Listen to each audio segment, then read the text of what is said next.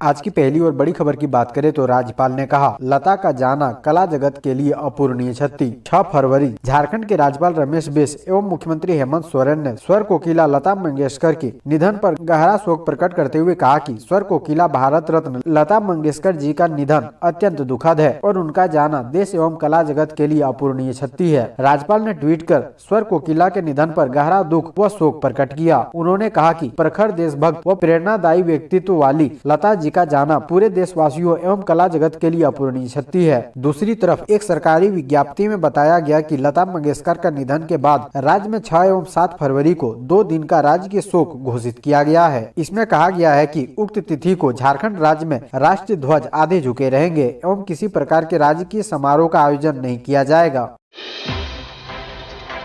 अगली बड़ी खबर की बात करें तो लाठी चले या गोली, दुकानें वहीं खुलेगी। मोरहाबादी दुकानदारों ने दिया 72 घंटे का अल्टीमेटम। जिला प्रशासन के आदेश पर 9 दिनों से दुकानें बंद किए बैठे मोरहाबादी के फुटपाथ दुकानदार परेशान है। इसके लिए जो वैकल्पिक जगह चिन्हित की गई थी उन पर भी दुकानें लगाने की अनुमति नहीं मिली, जिससे इनका सब्र जवाब दे चुका है। शनिवार को मान्या प्लेस के समीप धरने पर बैठे मोरहाबादी दुकानदार संघ के अध्यक्ष कुमार रोशन ने चेतावनी दी कि अगर जिला प्रशासन और रांची नगर निगम 72 घंटे में नई जगह चिन्हित नहीं करते हैं तो मंगलवार से मौजूदा जगह पर सारी दुकानें खोल दी जाएगी। इसके बाद लाठी चले या गोली, दुकानदार पीछे नहीं हटेंगे। अगली बड़ी खबर की बात करें तो लालू यादव 14 फरवरी को आएंगे रांची। 15 को सीबीआई कोर्ट में सुनाई जाएगी सजा। चारा घोटाला मामले में राजद सुप्रीमो लालू प्रसाद यादव को सीबीआई की विशेष अदालत 15 फरवरी को रांची में सजा सुनाने जा रही है। रांची जिले के डोरंडा कोषागार से 139.35 करोड़ की अवैध निकासी का यह मामला है। इसे चारा घोटाला का सबसे बड़ा मामला कहा जाता है। सजा सुनाने के लिए लालू प्रसाद यादव 14 फरवरी को ही रांची पहुँच जाएंगे। 15 फरवरी को सुबह 10 बजे तक तैयार होकर वह होटल से सीधे कोर्ट पहुँचेंगे। अगली बड़ी खबर की बात करें तो रांची पुलिस ने सीआईएसएफ भर्ती रैकेट मामले में किया पर्दाफाश। सीआईएसएफ की फर्जी मुहर व वर्दी बरामद, 2 आरोपी गिरफ्तार। झारखंड की राजधानी रांची में धुरवा थाने की पुलिस ने सीआईएसएफ में नौकरी दिलाने के नाम पर करोड़ों की ठगी करने वाले रैकेट का खुलासा किया है। इस दौरान पुलिस ने रैकेट चलाने वाले 2 आरोपियों को गिरफ्तार किया है। वहीं एक शख्स को पुलिस ने धुरवा से पकड़ा जबकि दूसरे को पुदांग से। हालांकि इस मामले में पकड़े गए आरोपियों में गोड्डा के रहने वाले प्रेम कुमार मंडल और बिहार के कैमूर के संतोष कुमार रजक शामिल हैं, जिसके पास से सीआईएसएफ की फर्जी मुहर, वर्दी, युवकों का शैक्षणिक प्रमाण पत्र और बहाली से जुड़े फर्जी दस्तावेज बरामद किए गए हैं। अगली बड़ी खबर की बात करें तो झारखंड में फिर बिगड़ेगा मौसम का मिजाज, होगी बारिश, ओलावृष्टि से फसलों को भारी नुकसान। राजस्थान से आए पश्चिमी विक्षोभ का असर झारखंड में समाप्त हो गया। शनिवार को राजधानी रांची सहित कई इलाकों में मौसम साफ रहा। शुक्रवार की शाम से देर रात तक कई जिलों में बारिश हुई। बारिश से तापमान गिरा है और ठंड बढ़ गई है। रांची और चतरा के सीमावर्ती इलाके पिपरवार में ओलावृष्टि हुई। इसमें जम्मू कश्मीर का नजारा हो गया था। इससे फसलों व ईंटों को काफी नुकसान पहुंचा। 6 फरवरी को एक बार फिर हिमालय में विक्षोभ बन रहा है। इसका असर झारखंड में 9 व 10 फरवरी को दिखेगा। 9 फरवरी को रांची समेत पलामू, गढ़वा, चतरा, कोडरमा, लातेहार, लोहरदगा, बोकारो, गुमला, हजारीबाग, खूंटी और रामगढ़ में हल्के से मध्यम दर्जे की बारिश हो सकती है। 11 फरवरी से मौसम साफ हो जाएगा। इसके बाद ठंड घटने लगेगी। अगली बड़ी खबर की बात करें तो स्कूली बच्चों को फिर से मिलेगा भोजन पैकेट। डीबीटी में हो रही ये परेशानी। झारखंड में स्कूलों में पढ़ने वाले बच्चों को अब फूड पैकेट दिया जाएगा। राज्य में मध्याह्न भोजन के कुकिंग कॉस्ट की राशि से फूड पैकेट तैयार करके देने की एक बार फिर से तैयारी शुरू कर दी गई है। फूड पैकेट अप्रैल 2021 से जनवरी 2022 तक के लिए कक्षा 1 से 8वीं तक में पढ़ने वाले सभी बच्चों को दिया जाएगा। पिछले 10 महीनों के लिए 32 लाख छात्र छात्राओं के लिए 370 करोड़ की कुकिंग कॉस्ट की राशि है। इस राशि से फूड पैकेट देने या फिर राशि बच्चे के बैंक खाते में सीधे ट्रांसफर करने के लिए अंतिम निर्णय स्टीयरिंग कमेटी करेगी। मध्याह्न भोजन प्राधिकरण की ओर से स्कूली शिक्षा व साक्षरता विभाग ने कमेटी को प्रस्ताव भेज दिया है। अगली बड़ी खबर की बात करें तो झारखंड में एएनएम स्टाफ नर्स कर्मियों का बढ़ा मानदेय। झारखंड की राजधानी रांची से अच्छी खबर आ रही है। ताजा रिपोर्ट के मुताबिक झारखंड के राष्ट्रीय स्वास्थ्य मिशन के तहत कार्यरत कर्मचारियों के मानदेय में 5% की वृद्धि की गई है। इसको लेकर दिशा निर्देश जारी किया गया है। खबर के अनुसार झारखंड ग्रामीण स्वास्थ्य मिशन समिति के अपर अभियान निदेशक विद्यानंद शर्मा पंकज ने मानदेय में बढ़ोतरी का आदेश जारी किया है। अप्रैल 2021 से इन कर्मियों के मानदेय में 5% की बढ़ोतरी का लाभ मिलेगा। अगली बड़ी खबर की बात करें तो रामगढ़ की विधायक का मगही, भोजपुरी और मैथिली को झारखंड के स्थानीय भाषा से हटाने की मांग। झारखंड के रामगढ़ की विधायक ममता देवी ने कांग्रेस विधायक दल के नेता आलमगीर आलम से मुलाकात कर आग्रह किया है कि मगही, भोजपुरी, अंगिका और मैथिली को स्थानीय भाषा की सूची से अलग किया जाए। झारखंड कर्मचारी चयन आयोग की परीक्षा के लिए हाल ही में भाषाओं की सूची में इन भाषाओं को कई जिलों में शामिल किया गया है। विधायक ममता देवी ने आलमगीर आलम से मुलाकात की। ममता देवी ने अपने पत्र में लिखा है कि इन भाषाओं से संबंधित अधिसूचना के प्रकाशन के बाद से ही बहुसंख्यक स्थानीय और मूलवासी लोगों में आक्रोश है और वे चाहते हैं कि नौकरी के लिए स्थानीय लोगों को तरजीह दी जाए। उन्होंने अपने पत्र में लिखा है कि झारखंड में खासकर शिक्षित बेरोजगार युवाओं में आक्रोश लगातार बढ़ रहा है, जिसे देखते हुए इन भाषाओं को स्थानीय भाषा की सूची से अलग करना जरूरी है।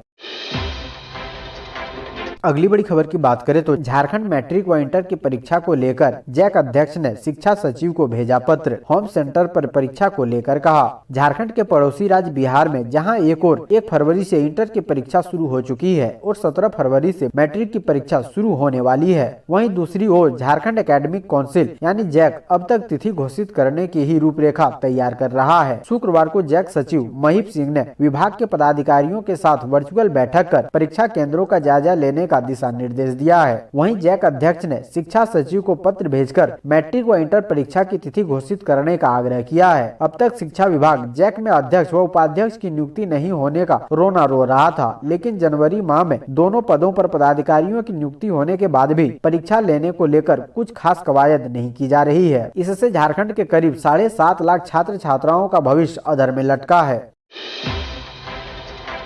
अगली बड़ी खबर की बात करें तो मुख्यमंत्री हेमंत सोरेन ने कहा, लता जी की आवाज हमेशा हमारे दिल पर राज करेगी। मुख्यमंत्री हेमंत सोरेन ने भारत रत्न स्वर कोकिला लता मंगेशकर के निधन पर गहरा शोक व्यक्त किया है। मुख्यमंत्री ने कहा कि वह लता मंगेशकर के निधन से मर्माहत है। यह देश और देशवासियों के लिए अपूरणीय क्षति है। आज हर किसी की आंखें नम है। मुख्यमंत्री ने कहा कि उन्होंने विभिन्न भाषाओं में लगभग 30,000 गानों को अपनी सुरीली आवाज दी थी। उनकी आवाज ही उनकी पहचान थी। आज उनके हमारे बीच नहीं होने से सुरों का एक कारवां थमसा गया है, लेकिन वे अपनी आवाज से हमेशा हमारे दिलों में राज करेगी। लता मंगेशकर भले ही इस दुनिया में अब नहीं है, लेकिन उनके गाने हमेशा उनकी याद दिलाती रहेगी। परमात्मा दिवंगत पुण्यात्मा को अपने चरणों में आस्थान दे एवं उनके असंख्य प्रशंसकों को दुख शांत करने की शक्ति प्रदान करें।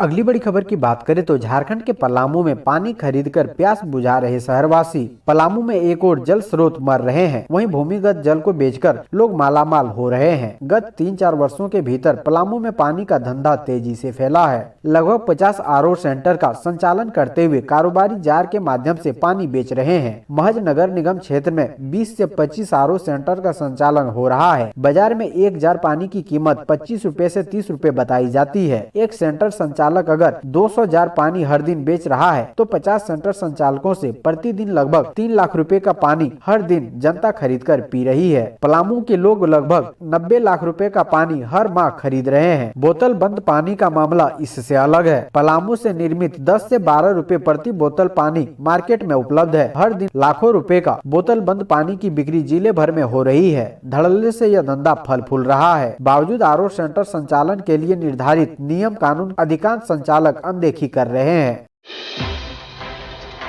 अगली बड़ी खबर की बात करें तो भाषा विवाद में हेमंत सरकार के अपने भी बने सिरदर्द। फिर जगन्नाथ बोले, भोजपुरी और मगही को हटाकर लेंगे दम। मानव संसाधन मंत्री जगन्नाथ महतो ने कहा कि भोजपुरी और मगही को बोकारो और धनबाद जिले में क्षेत्रीय भाषा की सूची से हटाकर दम लेंगे। जो कहा है वो करेंगे। शनिवार को बोकारो के तेलो राजकीयकृत नेहरू उच्च विद्यालय में +2 की पढ़ाई शुरू करने के बाद जगन्नाथ महतो ने कहा कि 1932 के खतियान के आधार पर स्थानीयता की नीति बनवाने की लड़ाई भी लड़ लड़ते रहेंगे, स्थानीय नीति की लड़ाई को मुकाम तक पहुंचाकर दम लेंगे। उन्होंने कहा कि शीघ्र ही झारखंड में 26,000 शिक्षकों की नियुक्ति की जाएगी। मार्च तक बहाली की विज्ञप्ति निकाली जाएगी। जगन्नाथ महतो ने यह नहीं बताया कि भोजपुरी और मगही को क्षेत्रीय भाषा मानते हुए शिक्षकों की नियुक्ति परीक्षा होगी अथवा नहीं।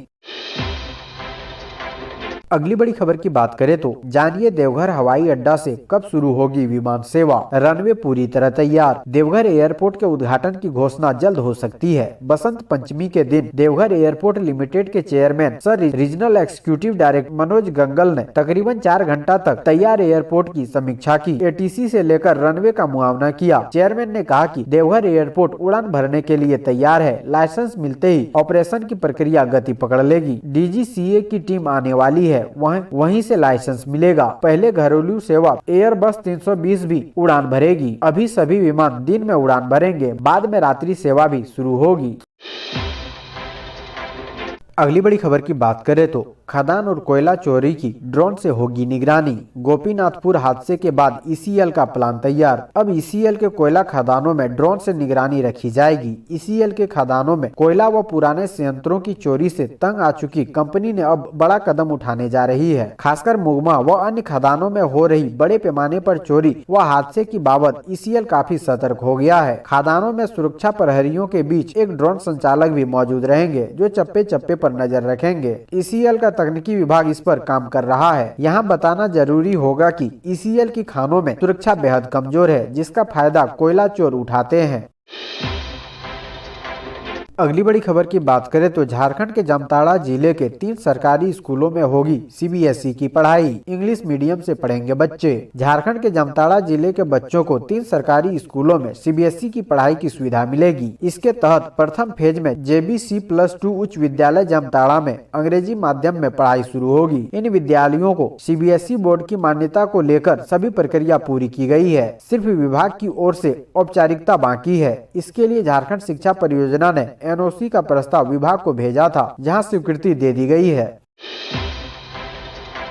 अगली बड़ी खबर की बात करें तो झारखंड में होगा क्राइम कंट्रोल। इन 3 श्रेणी में बांटकर अपराधियों पर पुलिस कसेगी शिकंजा। राज्य के सभी जिलों में संगठित अपराध गिरोह से जुड़े अपराधी और दूसरे अपराधियों के खिलाफ कठोर कार्रवाई के लिए अपराधियों को अब 3 श्रेणी में बांटा जाएगा। CID मुख्यालय से सभी जिलों के SP को अपराधियों के खिलाफ कार्रवाई करने और सत्यापन करने का टास्क दिया है। इस आधार पर जिला स्तर पर पुलिस ने कार्रवाई शुरू कर दी है। उक्त पुलिस आदेश राज्य में अपराध नियंत्रण को लेकर 13 मई 2011 को तत्कालीन DGP गौरी शंकर रथ ने तैयार किया था। पहली श्रेणी में बड़े व्यापारियों व ठेकेदार से रंगदारी वसूलने वाले इंटर स्टेट व अंतर जिला गिरोह के सदस्य जैसे अमन साहू, अमन श्रीवास्तव, अमन सिंह और PLFI से जुड़े उग्रवादी सूचीबद्ध होंगे। दूसरी श्रेणी में डकैती, लूट, फिरौती के लिए अपहरण और मादक पदार्थ की तस्करी करने वाले गिरोह से जुड़े लोग सूचीबद्ध होंगे। तीसरी श्रेणी में इंटर स्टेट एवं अंतर जिला गिरोह से जुड़े वाहन चोरी करने वाले और गृह भेदन करने वाले अपराधी सूचीबद्ध किए जाएंगे।